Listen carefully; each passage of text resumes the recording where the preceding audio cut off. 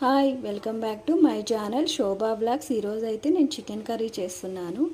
So దానికి కావాల్సిన items half KG chicken తీసుకున్నాను, గరం మసాలా,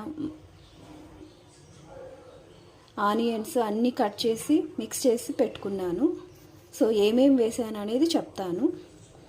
3 స్పూన్ల కారము, పచ్చిమిర్చి, ఆనియన్స్, 2 టమాటా, గరం మసాలా హాఫ్ స్పూను, జీరా పౌడర్ హాఫ్ స్పూను, ధనియా పౌడర్ 2 స్పూన్స్, హాఫ్ స్పూన్ పసుపు, జీరా పౌడర్ హాఫ్ స్పూను, 5 స్పూన్లు ఆయిల్ వేసుకొని అంతా మిక్స్ చేసి పెట్టుకున్నాను.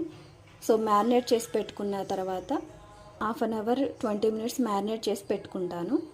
అయిపోయింది, ఆయిల్ కూడా అంతా పైకి వచ్చేసింది. ఒకసారి కలుపుదాం మొత్తం.